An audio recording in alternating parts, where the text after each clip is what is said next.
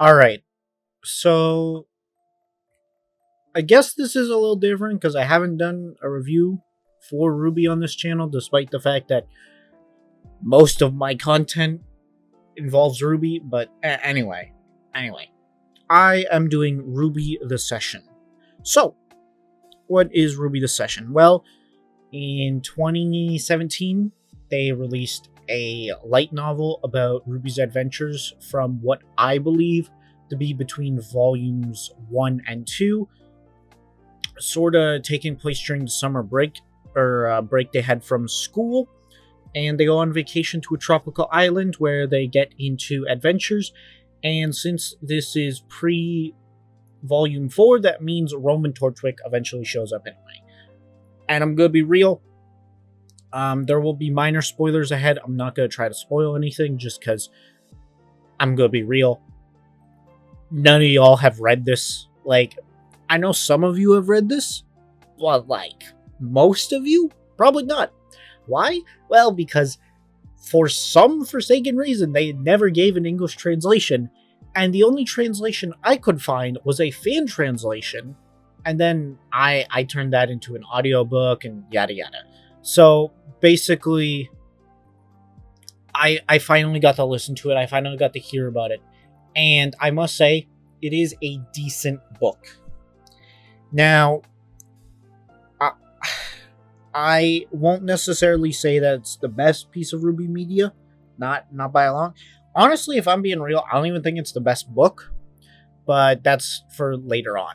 So overall, I thought that it did a good job of keeping in line with the show, where the characters did have enough personality that they definitely seemed like they were from the show.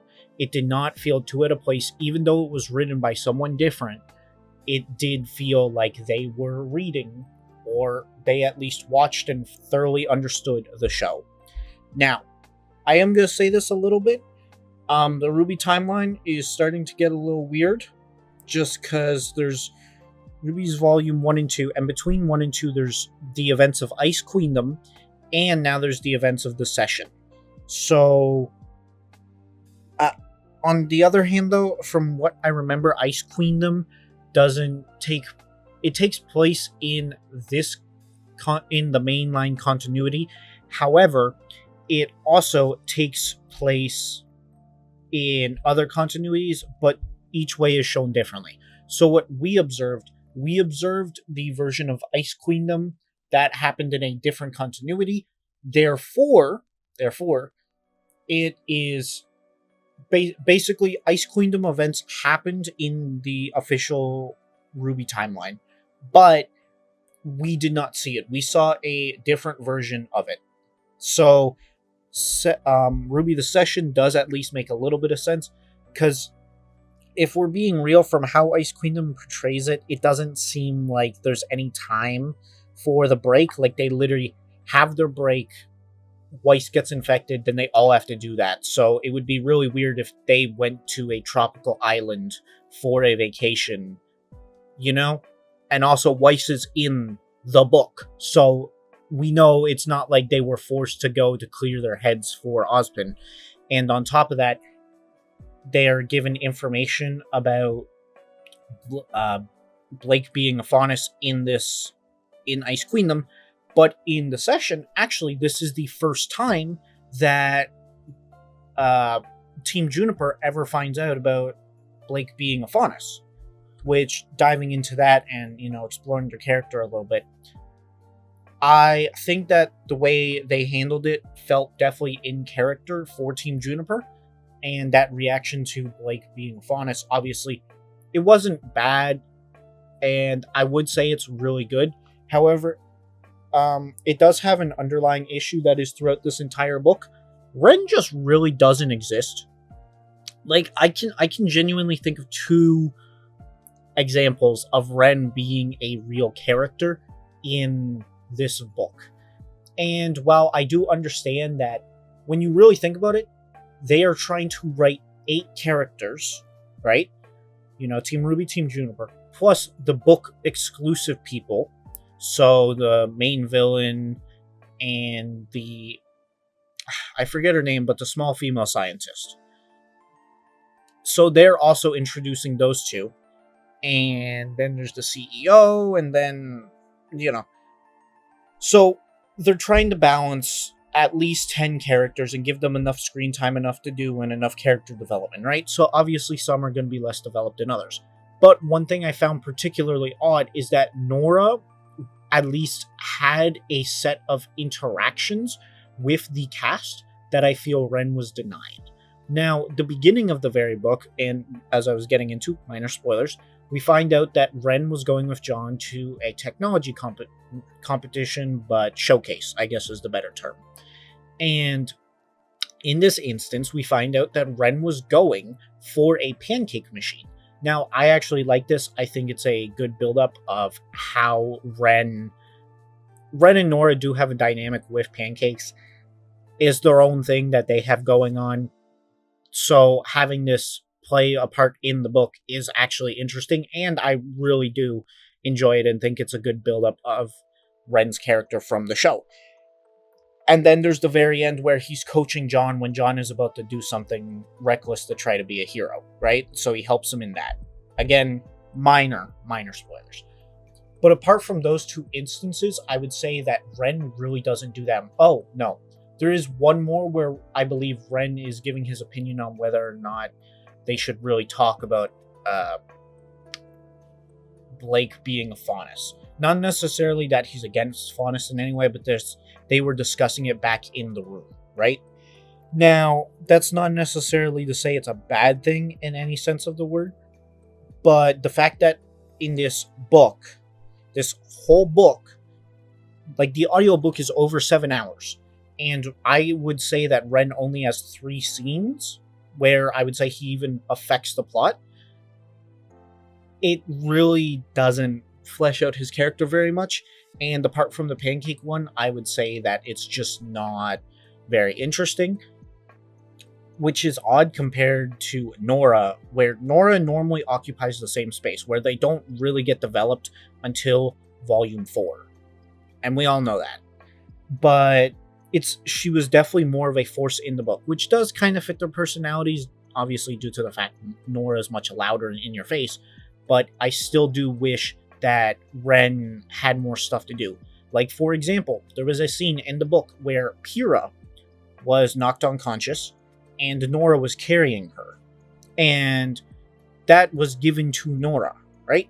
They could have very easily given that to Ren, but no, they gave it to Nora, despite the fact that Nora had already had much more screen time and much more of a presence than Ren in the book. So I did find it kind of weird that out of all the characters, it felt like Ren was shafted the most. On top of that, I feel that the main conflict of this book, obviously being not necessarily... I guess the main conflict for Team RWBY in particular was RWBY obviously trying to be a good leader, which is a continuation of Volume 1, which I feel is valid, but also that, well, simply put, Yang and Weiss fought, and they were bickering consistently, which does feel kind of natural given their personalities and how they behave, but, it wasn't necessarily fleshed out throughout the book to the point where I thought that it was the main conflict. Then you add on to the fact that Blake really wasn't doing much, and while RWBY was kind of developing off on her own, it did feel like Team RWBY was separated, and while you could argue that that was good, because at the very end they finally come together and have a nice little moment of character bonding, I feel it wasn't built up properly enough. To the point where I'm like, yes, this is good, this is great. I saw the main conflict, and they followed it through thoroughly, and then they solved it correctly. I do not believe that. I think that it was a missed opportunity. Now, to necessarily say it was bad, not true. I don't believe that. However, this is where I get into two of the characters who I think were actually fleshed out rather well, and played their part of a side character quite well, and that was John. So one thing I've noticed is John seems very easy to write for all the writers. I think that is because he is probably one of the more generic characters in the earlier volumes, at the very least. It allows him to be written by multiple people, and he feels relatively the same. So I think that how he was portrayed and how he acted in this book was very well. On top of that, I think him proving himself to a member of the supporting cast was overall very nice. On top of that, I think his dynamic with Weiss was actually much better in this book than I would say even in volume 2. This is just due to the fact that I think John and Weiss, obviously, John did try to pursue her romantically. However, it did not feel like it was an over encompassing part of the plot. And I think that it really played into just the general comedy of it. And adding on to that, with this love, right? There's obviously Pyrrha in the mix.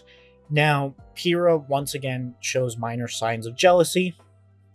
You know, pretty standard for Pyrrha. It is kind of adorable though, watching their dynamic grow again. The one thing I notice is every time I go back to Beacon, I notice that Pyrrha and John's dynamic gets explored a little bit more, which I think helps the ending of Volume 3, because you all know what happens, you all know it's bad, we all know it's sad. Why did they do that to us, right? But anyway, overall, I think Pyrrha and John were probably my favorite characters in this book. And now, to be fair, I think part of that might be just personal bias of me carrying that into the book. But if I'm looking at this as just someone who has just freshly watched Volume 1, I do also think that it portrayed those characters the best. And I think that it developed them in a right direction that fits with their volumes going forward. Now, getting into a sleeper pick, I actually think this book did Blake really well. I'm not gonna lie, I didn't really like Blake that much throughout volumes 1 and 2. I did not like her personality. I thought that she was just the least interesting character, and while she had the most interesting backstory, I would argue, thanks to her connection to the White Fang, I just didn't click with her that much. However, in the book, they make her far less whiny. She feels like the cool assassin, which is what her fighting style is based on. So I always feel there's been a disconnect from how she fights and how she behaves, because I feel she's a lot whinier, a lot weaker of a character in the earlier volumes. And even in volumes 4 and 5, I didn't really like her that much. But in the book, she still has the same level of quiet. She's still quiet and stoic, but she does have a level of cool around her and this calm, collective personality. But you also combine that with her activism. But I think this book probably has one of the best examples of Blake's activism, just because the main antagonist is so far removed from treating the Faunus with any sort of empathy whatsoever. It actually makes Blake's, fight for Faunus and that characteristic, it brings it out of her, but it brings it out of her in an organic way, And I also think that having her have this dynamic where she's actually very chill for most of the story until she finds out what's going on and all the bad stuff that's going on, it allows her to act far more casually, which is something we don't normally get to see. For example, in Volume 1, she was being hyper paranoid and worried about, getting caught as a fawn and all this, and it's only towards the end where she finally gets accepted and can finally relax more. And then in Volume 2, you see that she's far more panicky and, almost going off the rails and being obsessive about the White Fang. And then Volume 3, the school gets nuked, so that's kind of a big deal, so she was kind of preoccupied. I have no problem with that, But this actually gives us a better insight into her in a more casual setting. And it does do that for every single one of the students, but I think Blake benefits the most from this different outlook on her, just due to the fact that we see her in a constant state of stress or panic or aggression or, slapping Sun in the face. I think she benefits the most from this different angle, this different perspective, and it helps. So overall, I think it did well with its characters. I wouldn't say that it's any better than, say, some of the other books. Like, for example, I don't think it's beating Roman Holiday, which gave us a really nice exploration of who Neo is and why she does the things that she does, and all that. But overall, it explores the main cast in a good way, and it connects the dots between volumes 1 and 2 in an engaging manner. Now, overall, I think that the book is very good. I will say this again, though. It is fan translated, so it will be very odd. There were many times where they called Blake a he, and that was interesting, but you kind of just gotta roll with it, But that also means that since it's a fan translation, there is a possibility that I got some stuff wrong. If anyone speaks Japanese and read the official official version, by all means, tell me, But overall, I thought it was really solid. I also did like the incorporation of technology, and it did make sure to even add some of the gimmicks of the main cast, such as RWBY being fascinated with weapons, and that playing a part into the conflict. On top of that, Yang loses a little part of her hair in the finale, which triggers resemblance, which is we see multiple times. And overall, I think that it played, and that is obviously thanks to the weapon. But overall, I think it's just a solid book. I do wish, though, that it ended a little bit better. This is minor spoilers, but it ends with them basically sharing their adventure with Ozpin, and then after that they have a pillow fight. And while that's very nice, I personally believe that it would have been better if they would have gone on an actual vacation and we got a scene a little bit of that. Just because I felt that's the way the book was building up to, where they were building up to a vacation, but it wasn't actually a vacation because of Weiss and Yang's conflict, and then all this other stuff goes down on the island, which makes it crazy, and fights erupt and all this. But then I wish they finally got to settle down and actually relax by a beach. I think that would have been satisfying from a narrative perspective, but overall, I think it's quite a solid book. Also, I forgot to mention this in the Pyrrha section, but they added some stuff to Pyrrha, not necessarily like added as in they gave her a backstory and all that, but they had her do and be unique in different ways from the rest of the cast. For example, again, minor spoilers, but she gets captured by the enemies, I believe towards the very, the third act or something like that. Not the exact time period, but, towards the later half of the book. And this was an interesting direction just because Pyrrha is by far the strongest student, so I think they intentionally took her out just to kind of nerf them. On top of that, since this technology is so advanced and all metal, having Pyrrha around obviously was a narrative obstacle that they didn't want to write, so instead they had her get kidnapped, which then also propels John, because Pyrrha is basically John's rock in this book, so having her be taken away means John has to develop a little bit more, and it also shows how much of a team they care about each other. I've said this before and I'll say it again. Team Juniper, every time we go back, John and Pyrrha's relationship gets better and better and better. And that's also why one of the reasons I keep saying, Viz, please, you want to print money? Give us, we have a Roman Holiday spinoff where you explore Neo. Give us a Amazon flashback. Give us a book about Pyrrha and her past, or even some an adventure that was just for Team Juniper or something like that. If you give us that, I will literally buy it. You can start printing money at that point. But yeah. Anyway, overall, I think the book was really solid. I think it did a really good service to especially Blake, Pyrrha, and John. However, I also think it developed RWBY a little bit further. It gave us a fun dynamic between Weiss and Yang, and also Nora and Ren were there, and they were fun, but not as fleshed out as the rest of the cast. On top of that, I think the villain is very interesting, and I think he does actually give value to the White Fang, So overall, this book does provide additional value to RWBY as a whole, but I wouldn't say it's necessarily something that's good enough to stand on its own. And because of that, I think I'm going to give it a 6 out of 10. It's obviously a decent book. I need to stress that enough. But if you were not a fan of RWBY, I really couldn't recommend you pick it up. But at the same time, dude, you're not about to learn Japanese to read a light novel that's a spin-off of a series you've never watched, you know? So if you're watching this video, you're most likely a RWBY fan, right?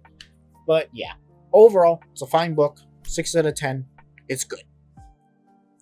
Now that we've gotten the review out of the way, there is one more thing I gotta talk about with you guys, and that is if you guys want me to move my content. So obviously, this channel has been growing.